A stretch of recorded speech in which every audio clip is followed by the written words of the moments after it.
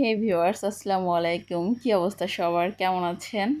অনেক দিন পর পর আমি একটা ভিডিও নিয়ে হাজির হই, এত ইরেগুলার। যাই হোক, আজকে একদমই নতুন একটা রেসিপি দেখাবো। এটা হচ্ছে কাঁকড়া, সুন্দরবনের কাঁকড়া ভুনা করে দেখাবো। এটা একদমই চাষের কাঁকড়া না, এত তেজ কাঁকড়াগুলো সে সাতক্ষীরা থেকে ধরে নিয়ে আসা হয়েছে, মানে ধরেছে তারপর কিনে নিয়ে আসা হয়েছে।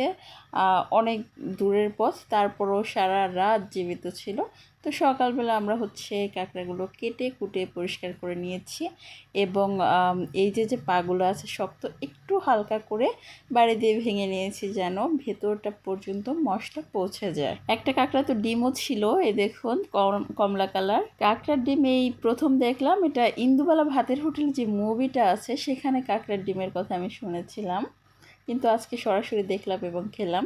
তো কাঁকড়াগুলোকে আমি একটু হলুদ এবং লবণ মেখে সুন্দর করে ম্যারিনেশন করে ফ্রাই করে নিব। সম্ভবত কাঁকড়াতে অনেক পরিমাণে আয়রন থাকে, তাই তেলের উপরে দেওয়ার পরে অথবা বয়েল করার সময় কিন্তু কালারটা একদমই চেঞ্জ হয়ে যায়। ভালো করে আমি একটু ভেজে নিলাম। তারপরে হচ্ছে মশলা আমি এখানে দিয়েছি পেঁয়াজ, তারপর হচ্ছে একদমই গোশ রান্না করার জন্য যে মশলা দেওয়া হয় সেম টু সেম সেভাবে আমি মশলাটাকে কষিয়ে নিয়েছি। কষানোর পরে হচ্ছে আমি যে ফ্রাই করে কাঁকড়াটা রেখেছিলাম সেটাকে একটু দিয়ে ভালো করে কষিয়ে নিচ্ছি।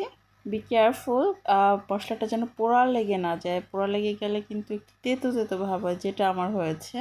এটা সাবধান। তারপর আমি ঝোলের পানি দিয়ে দিলাম। আসলে ঝোল তো রাখবো না, কিন্তু কাঁকড়াটা ভালো করে সিদ্ধ হয়ে যাওয়ার জন্য। দেন আমি খেতে বসে গেলাম। অলরেডি কিন্তু আমি কয়েকটা খেয়ে ফেলেছি। এটা হচ্ছে আমি ভাত দিয়ে খেয়ে আপনাদের দেখাবো। আসলে এটার গ্রেভি দিয়ে ভাত দিয়ে লুচি পরোটা যে কোনো কিছুতে আপনারা ট্রাই করতে পারেন।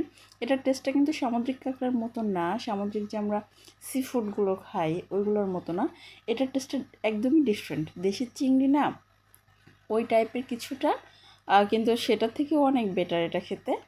আমার কাছে তো এটা খেতে বেশ মজা লেগেছে এবং আমি হাতও ফোটা করে ফেলেছি, কারণ এই কাঁকড়াটার পায়ে একটু কাটা কাটার মতো থাকে। Thanks for watching.